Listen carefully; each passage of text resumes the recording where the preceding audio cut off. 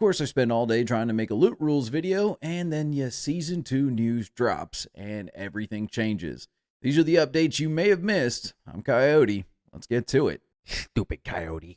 Get ready to change your Hearthstone spot because the new raid is coming. That is the big thing coming out in the next season, obviously with the other runes and the PvP event.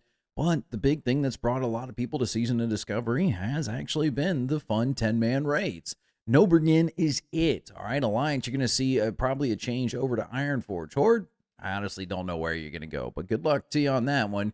If you know, drop a comment down where you would send your Hearthstone as Horde.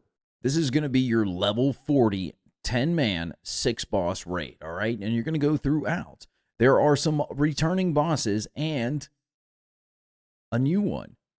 Mechanics are going to be changing just like they did in Blank Fathom Deeps, and you're going to expect a fun challenge coming out of this.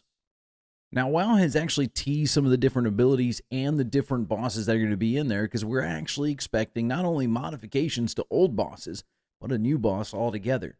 But the cool thing about this is going to be the loot table below. Plenty of new items and some modifications to older items. That's right. The old Crowd Pummeler, it's no longer a 3-charge weapon. It's actually going to be a 3-minute cooldown. Plenty of great stuff already right here on this list. They've also said that there's going to be more epic drops in this raid than there was in BFD. So for those of you who are like me, chasing the staff, dreaming it'll drop, well, maybe it'll happen in this next go-round. We have also some new fun items, which would actually be really cool to see these interact with different runes and different abilities as well. And they've released out some of the item sets. The plate legs, the cloth chest, and the mail chest have all been announced and showing you some of their tier bonuses. And they're actually really cool. But the best part is actually how they're going to be able to interact with crafting stuff. But more on that later. And maybe you're unlucky. Sometimes you're just not getting different items. They've actually are going to be incorporating a token. So maybe you don't win the cloth chest on a roll, but you do win the token. You can trade this token in. The next big thing that's going to be happening is the PvP updates, the Blood Moon. This one is going to be every 3 hours, and it's going to off-sync with the one over in Stranglethorn. The next big update is the PvP update. This is going to be run every 3 hours. It's the Blood Moon. It's going to be offset from Ashenvale, so you're going to be able to run both at the same time. And with your mages now getting teleportation portals for you, it's going to be even easier to get back to where you need to go. This event is going to be not only just PvP between factions, but it's also going to be PvP between players. That's right. You can kill other Alliance players if you're on the Alliance, or Hordes, you can kill the Horde too. I expect this to be a lot like Nazjatar from the Battle for Azeroth expansion, where after you killed so many players, you would actually turn enemy towards your own faction. But you're going to pre-start out probably as an enemy to your faction unless you're in a group. So expect being ganked.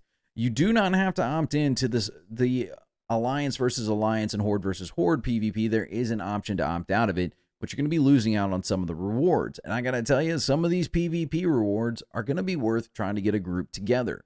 If you're a fire mage, I know the fire mages out there are going to be loving level 40. This ring is really good. 9 stamina, 6 intellect, and up to 16 damage increase to fire damage. And it's mages only.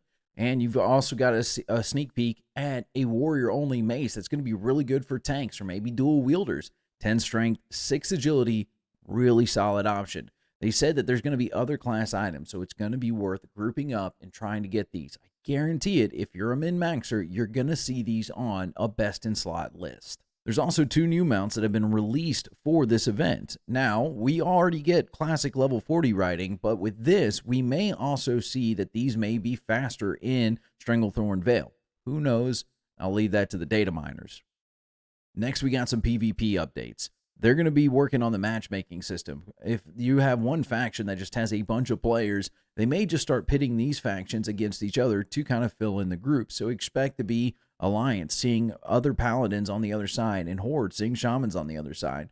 They do it in retail, and honestly, I'm not a big PvPer, so I really don't know too much about it. Next, let's talk professions. Professions are getting a huge overhaul for the production ones. So everything but mining, skinning, and herbalism. These things are going to be awesome because now we're not seeing them take up slots that were normally for your tier sets, which is a much needed change from Season 1.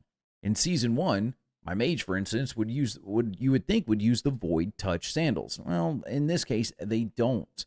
In fact, they want to use the Twilight Invoker shoes. There's not a big reason to want to use a three-piece or use those for any reason whatsoever. And that kind of feels lame. All this work to get this item, and it's just not as good as these. They've fixed that going into Season 2. So far, the ones released are only for the head slot, which doesn't take apart any of your tier set pieces. Like I said, really nice change. Finally, for these professions, we're seeing some love to enchanters and alchemists. Everybody gets to use their stuff, but there's nothing special about being either one, other than the money. A lot of people are already speculating how powerful the enchanting one is going to be. So, if you're an enchanter, I'd start saving some lower mats and get ready to sell them for a high price. People are going to want to level up enchanting to use this. Those more sweaty people, if you ask me. And the alchemy one's really good too. So expect to see people that are both alchemists and enchanters trying to get these. There hasn't been a whole lot of unique items on some of these, so it's yet to be determined what you're going to be able to mix match with. Yet again, I'm leaving this up to the class discords and the class guides from Wowhead and everywhere else. They're a lot better at it than I am. We're almost to the end. The biggest news I think that broke out of this one was the banning of GDKP runs. WoW team has said, hey, look, Classic have said that they don't want this, and so we're actively doing it. More on that in another video. They haven't released exactly how they're going to be banning these people, but expect to see less spamming of it on your server. Currently, my server, I have only seen a handful of people, and if that. But moving into Season 2, I'm not going to see any more. My final note on this is the catch-up system. If you're not level 25 yet, and you know that next week you're still not going to be level 5, don't stress it. Up until 25, you're going to be getting an EXP bonus, 50% to be exact. And they've also encouraged you to continue running Black Fathom Deeps. They said that there's going to be a sizable chunk of EXP coming out of that raid. So you're going to expect to see some guilds probably doing weekly runs per lockout up until a certain point.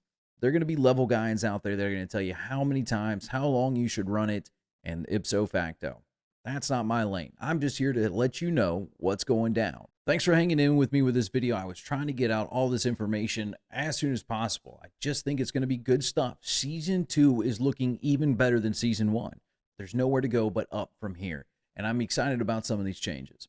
As always, if you found this video helpful, make sure you like it. And if you think I missed something or there's something that I got wrong, leave a comment below. And if you haven't subscribed, you'd be doing me a solid.